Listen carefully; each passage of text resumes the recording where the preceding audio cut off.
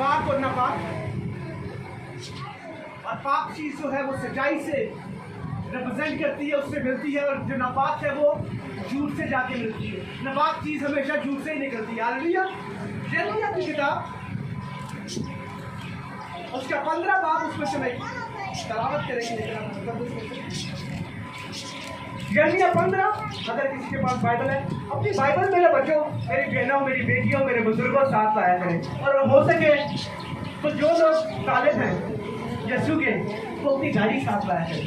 और जो बात अच्छी हो, कलाम में लिखा है, जो बात अच्छी हो उसे ले लो, उसे थाम लो, उसे अपनी जिंदगी में ले लो, ताकि तुम्हारी जिंदगी का बरकत हो जाए। हालेलुया। तो अब नेक्स्ट जब भी आप आएंगे, जो मेरी बहनें पढ़ सकती है वो अपनी बाइबल, अपना हथियार अपने साथ रखें, और जो लिख सकते हैं वो अपनी पेन और पेंसिल साथ रखें, ताकि जो अहम बात आपको बताई जाए उसे फौरी तौर पर नोट डाउन करें और अपने दिल की तख्ती में भी लिख लें। यिर्मयाह की किताब में लिखा है, इसलिए खुदावंद यूं फरमाता है कि अगर तू बाज आए तो मैं तुझे फेर लाऊंगा और तू मेरे हुजूर खड़ा होगा, और अगर लतीफ को कसीफ से जुदा करे तो मेरे मुंह की मानिद होगा। वो तेरी तरफ फिरे लेकिन तू उसकी तरफ ना फिरना। हालेलुया। इसमें एक बात खुदा आपको सिखा रहा है, और वो कहता है कि लतीफ को कसीफ से जुदा करो। ये लतीफ है क्या? लतीफ का लफ्जी मानी क्या है? कि कोई जानता है कि लतीफ का लफ्जी मानी क्या है? मजेदार या अच्छा, लुत्फ देना, यानी अच्छा लगना। लतीफ का असली मायने है नापाक, लतीफ का मतलब है पाक, और कसीफ का मतलब है कसाफतबाजी, यानी कि नापाक।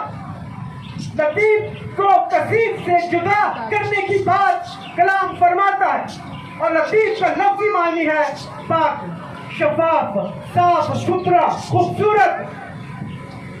और कसीफ यानी कि कसाफतबाजी, गंदगी, नापाकी, आसान लफ्जों में नापाक। लतीफ पाक और कसीफ नापाक। और खुदा कहता है कि लतीफ को कसीफ से जुदा करो, तो फिर मैं तुम्हारा मुंह बन जाऊंगा, फिर मैं तुम्हारे मुंह से अल्फाज निकालूंगा और वो दूसरों के लिए बरकत का बाइस बन जाएंगे। कसाफत यानी कि झूठ, अबलीस और अबलीस की बातें जो न चाहते हुए हम अपने मुंह से निकालते हैं। हम कहते हैं कि कोई झूठ बोलकर अगर हम किसी के लिए भला कर रहे हैं तो कोई बात नहीं, लेकिन मैं आपको एक बात बता दूं कि ये झूठ के ऊपर एक और लेयर चढ़ा दी गई है। ये एक और झूठ है। झूठ झूठ ही है। झूठ कभी भी किसी के लिए सच्चाई नहीं हो सकता। ये झूठ है कि हम कहते हैं कि हम झूठ बोलेंगे किसी का फायदा हो जाए, कोई मसला नहीं। नो, ये आप एक खूबसूरत सी मीठी सी लेयर उसके ऊपर चढ़ाकर अपने दिल को तसल्ली दे रहे हैं। फायदा तो उसका हो रहा है जिसके लिए आप कर रहे हैं, लेकिन आप क्या कर रहे हैं? आप तो झूठ ही बोल रहे हैं। और झूठ जो बोलता है वो कौन है? कलाम कहता है कि वो झूठों के बाप का बेटा है। कि मैं नहीं कह रहा, कलाम कह रहा है कि वो जो झूठ बोलते हैं वो अपने झूठों के बाप के फर्जंद हैं। वो खुदा के बेटे और बेटियां नहीं है, क्योंकि अगर वो खुदा से मोहब्बत करते तो उसकी सुनते ना, तो उसकी बात मानते, तो उनके मुंह से सच्चाई की बातें निकलती। खुदा झूठ नहीं बोलता।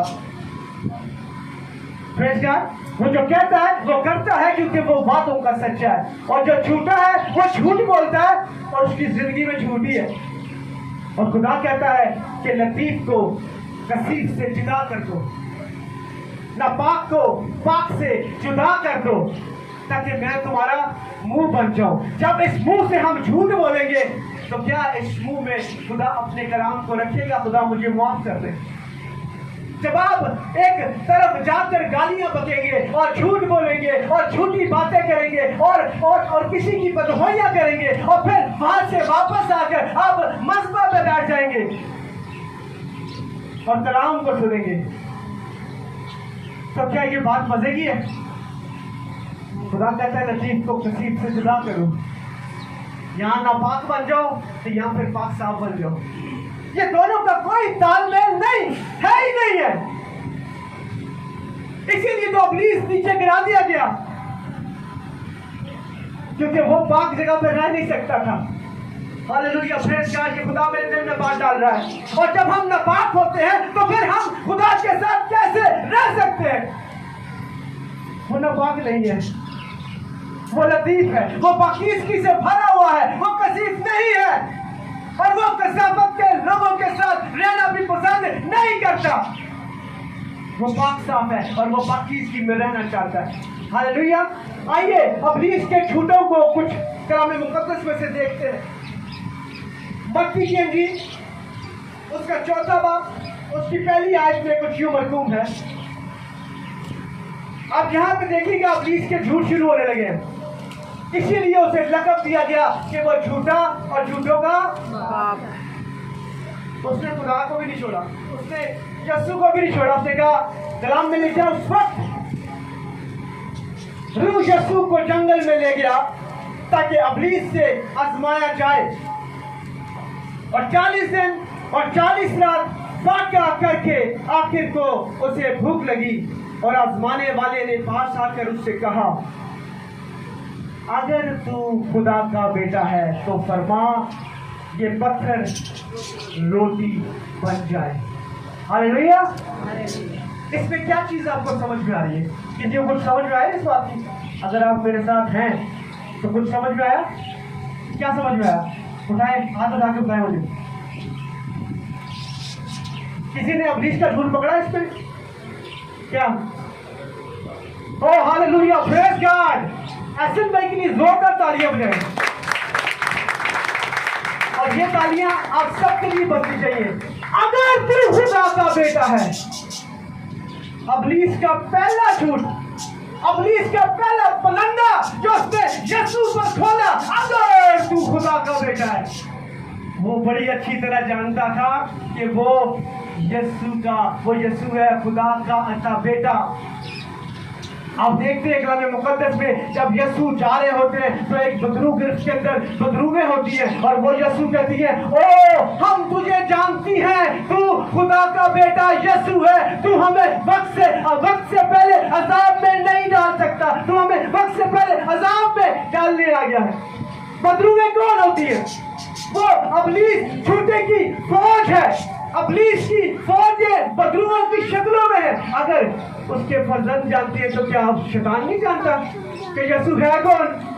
वो जानता है, लेकिन वो यीशु के अंदर आप यीशु के पास आ कहता है, अगर ऐसे ही वो आपके पास आ जाता है, अगर तूने बपतिस्मा लिया है, अगर तू खुदा की बेटी है, अगर तू खुदा का बेटा है, अगर तू आपको अगर डालकर आपको आजमाने लग पड़ता है और आप में झूठ भर देता है और आप उसके झूठ में फंस जाते हैं, आप उसके झूठ में आ जाते हैं, और फिर आप गैर ममूजों के पास भागने की कोशिश करते हैं। हमें तो शुभाई नहीं मिली, क्योंकि उसने अपने अगर का पलंदा जो उसने यीशु के साथ डाला वो आप पे भी डाल दिया। लेकिन यीशु तो कलाम से भरा हुआ था, यीशु तो उसकी सारी चालाकियों को जानता है, यीशु तो उससे वाकिफ है कि वो झूठा और झूठों का बाप है, वो झूठ बोल रहा है। अगर तू खुदा का बेटा है, खुदा का बेटा है, ये तो हर इंसान जानता है, हर बंदूक जानती है, हर इब्लीस के बंदे जानते हैं, इब्लीस जानता है कि वो यीशु है कौन, और वो उससे कह रहा है अगर तू खुदा का बेटा है। इसी तरह जब हम इसकी 7वीं आयत में देखते हैं तो वहां लिखा है, यीशु ने उससे कहा यह भी लिखा है कि तू खुदावंद अपने खुदा की आजमाइश न करना। फिर इब्लीस उसे एक पहाड़, फिर ऊंचे पहाड़ पर ले गया और दुनिया की सारी सब सल्तनत और उसकी शान और शौकत उसे दिखाई, और उससे कहा अगर तू झुककर मुझे सजदा करे तो ये सब कुछ मैं तुझे दे दूंगा। झूठे ना पियो। जो उसका है ही नहीं उस पे भी यीशु को तकमा दे रहे, अगर तू मुझे सजदा करे तो मैं ये तुझे दे दूंगा। क्या ऐसा मुमकिन है कि वो खुदा को कुछ दे सके? जो चीज उस उसकी है ही नहीं, उस पे वो अपने अगर का झूठ लगाकर उसे उसके ज़हन को मुंतशिर करना चाह रहा है। लेकिन कौन है जो उसके सामने ठहर सके? कौन है जो उसके सामने झूठ बोल सके? ऐसे ही वो आपको कहता है, अगर तू मेरे पीछे चले मैं तुझे गाड़ी दे दूंगा, मैं तुझे बंगला दे दूंगा, मैं तुझे हर नेमत दे दूंगा, बस तू मेरे पीछे होकर यीशु को छोड़ दे। और हम चंद रोटियों के लिए, हम चंद सिक्कों के लिए, हम चंद दिन की खुशी के लिए, क्योंकि हमारी जिंदगी कुछ ही दिनों की है, चंद दिन की खुशी के लिए उसके झूठ के फलंदे में फंस जाते हैं और फिर उसके पीछे चल के हमेशा की जिंदगी से हाथ धो बैठते हैं। लेकिन यीशु ने उसे क्या कहा? ऐ शैतान मुझसे दूर हो, और वो उसी वक्त वहां से दुमदुमा के भाग गया। जब यीशु ने अपने इख्तियार को दिखाया कि मैं जो हूं सो हूं, ऐ शैतान मुझसे दूर हो, और वो चला गया। लेकिन यीशु को अपने झांसे में फंसा नहीं सका, लेकिन वो आज आपको अपने झांसे में फंसा लेता है। अगर जब फलंदा खोलता है और आपको अपने पीछे लगा लेता है, जिस घर में रोटी नहीं होगी, अगर इब्लीस वहां पे रोटियों के राशनों के ढेर लगा देगा तो कुछ भी हो सकता है। लेकिन कलाम कहता है कि जान देने तक वफादार रह तो मैं तुझे जिंदगी का ताज। Praise God. तो फिर हमें झूठ के बानी की तरफ जाना है या सच्चाई की बानी की तरफ जाना है? हाँ, हमें झूठ बोलना है कि हमें सच्चाई की तरफ जाना है? तो हमें अपने आप को झूठ से बचाना है। छोटे से छोटा जो झूठ है ना, उसको भी अपनी जिंदगी में काम नहीं करने देना, बल्कि झूठ को रोकना है। कुछ भी हो जाए सच बोले, सच बोले। अगर आप खुदा के बेटे, यीशु कहता है अगर तुम मेरे बेटे बेटी हो तो तुम मुझसे मोहब्बत करते हो तो फिर तुम सच बोलो। हालेलुया। तो जब हम झूठ बोलते हैं तो भरबलिया खुदा को सलीब देते हैं। हम जब झूठ बोलते हैं तो भरबलिया हम उसके खिलाफ खड़े हो जाते हैं और हम कहते हैं यीशु हम तेरे से डरते हैं। ये भी हम झूठ बोलते हैं। हालेलुया। इब्लीस के आपको फड़े बताता हूँ, फड़े मारने वाला है ना वो, ਐਵੇਂ सुखिया फड़ा, कुछ भी नहीं, मैं हूँ। ਅਸੀਂ ਕਹਿੰਦੇ ਹਾਂ ਵਾਕਈ ਪੁਲਿਸ से कुछ है, इंज डरे बैठे होने उन्हें बोलो जिवें आएगा तो सानू मार देगा। उसकी औकात नहीं कि वो खुदा के लोगों को छू सके, क्योंकि वो झूठा है। मत डरा करे उससे, मत उसके झांसों में आया करे और मत उसके झांसों में आकर झूठ को बोला करे। नो, वो झूठा है और झूठ का बाप है। यशायाह 14 उसकी 12-14 आयत में हम देखते हैं,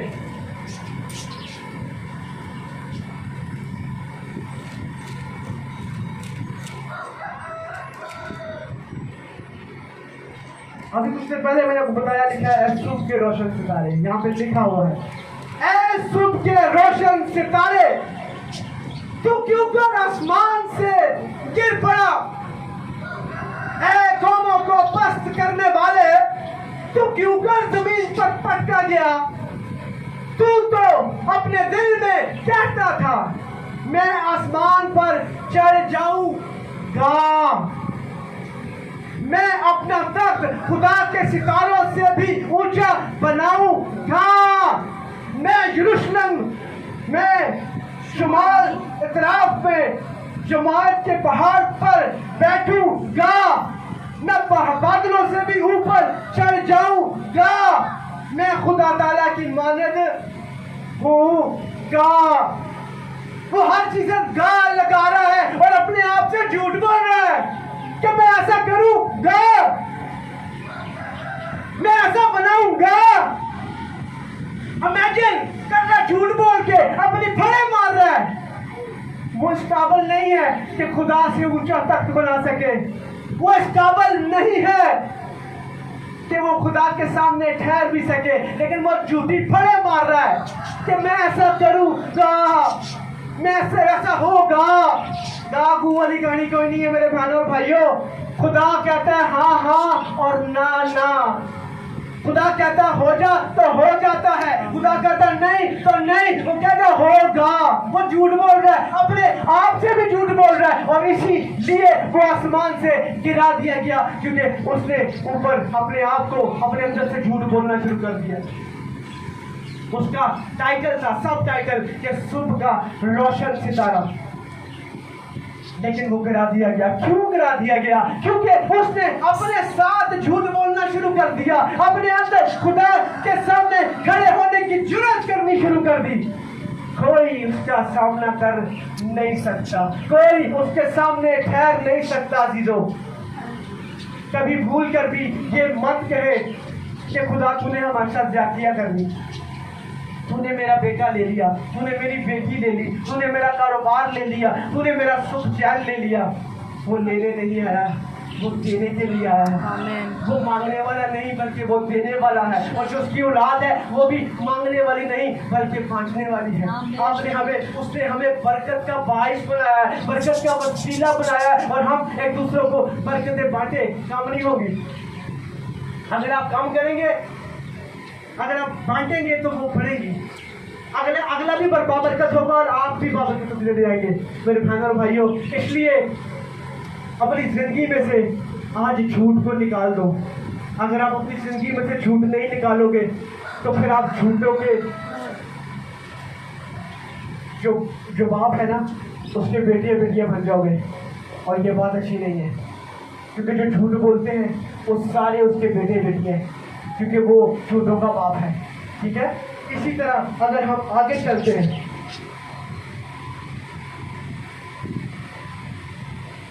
अखबार 1911 में लिखा है, तू चोरी ना करना और ना दगा देना, ना एक दूसरे के साथ झूठ बोलना। हम छोटी छोटी बातों पे एक दूसरे के साथ झूठ बोलते हैं। दगा तो हमारे यूं भरा हुआ है, हाँ ऐसा ही है ना। हम पाजी साहब से भी कह रहे हैं पाने कर सकते हो, ये भी कहते हैं यार भाई साहब वो कर दो, मान आपने सर मैं चर्च नहीं आ सकता, क्यों झूठ बोलते हैं आप? हाँ, आपको घर फोन कर रहे हैं, भाईजान आपसे मुझे काम है, मैं आपसे मिलने आ रहा हूँ, तो मैं से फलानी जगह से बैठा, तो घर बैठे होते हो। अब पुलिस ने कैसा आपको फूल बना दिया है। आपको देखा ना, अप्रैल फूल का महीना है, झूठ का दिन, झूठा का दिन, कैसा मनाते हैं आप? मनाते हैं ना, फलाने की माँ मार गई, आज वो तो कर जाइए, आगे जाओ तो चली रोटियां पका रही होंगी है, पता लगे कपड़े धोन रही है, तुझसे झूठ बोलन दे हो। लेकिन ये झूठ पुलिस के बाप झूठों की तरफ से है। उसने आपको आपकी जिंदगी में झूठ को इस कदर भर दिया है कि आप झूठों का दिन भी बनाने लग पड़े।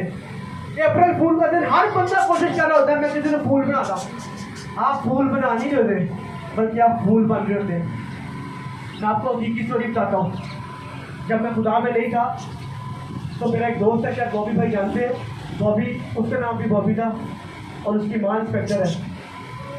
वो मेरे से मिलने के लिए दुकान पे आया, और मैंने लड़कों को भेजा, मैंने कहा इसका मोटरसाइकिल उठा के ना पीछे गोदाम में उठा दो, ये तो फूल था ना, मैं कहता फूल बनाना।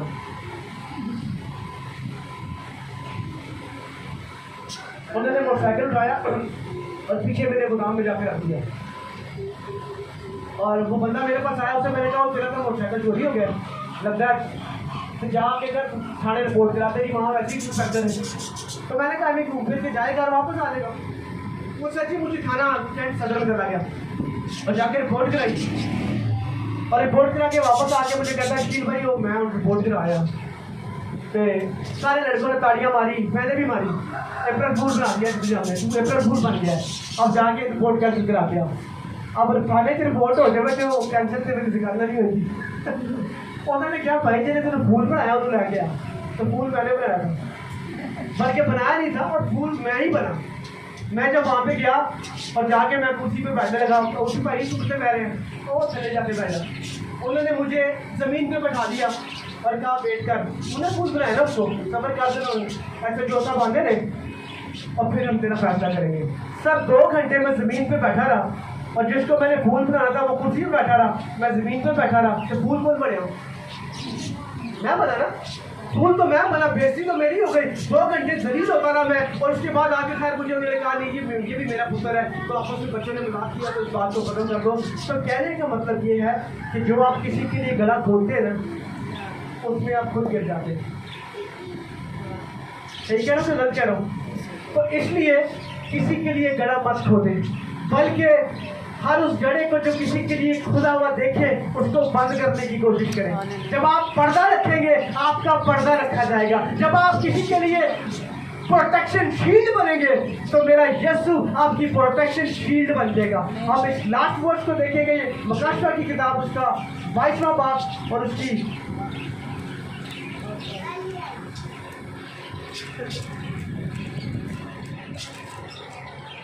22-15।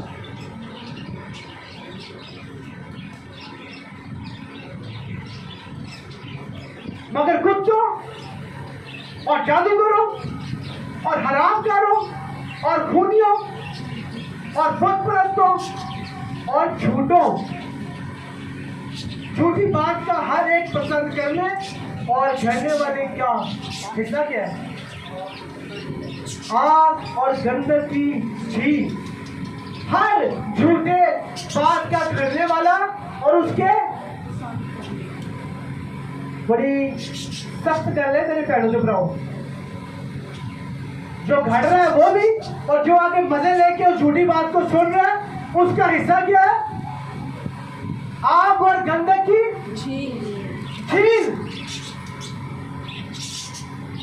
कोई रिलैक्सेशन नहीं है। कलाम ये कहता है मेरे बहनों और भाइयों, हर उस झूठे बात के करने और उसके पसंद वाले करने वाले की जो जगह है वो आग और गंदगी की झील है। ये मैं नहीं कह रहा, ये कलाम मुकद्दस फरमा रहा है। और मैं आज आपको बता दूं कि अगर आप झूठ बोलते हैं तो आप किसके बच्चे हैं? शैतान के। तो फिर आज बड़ी सख्त बात करने जा रहा हूं और मैं अपने पास से नहीं कलाम से कहता हूं कि आज आपको अपनी वल्दियत चेंज करने की जरूरत है।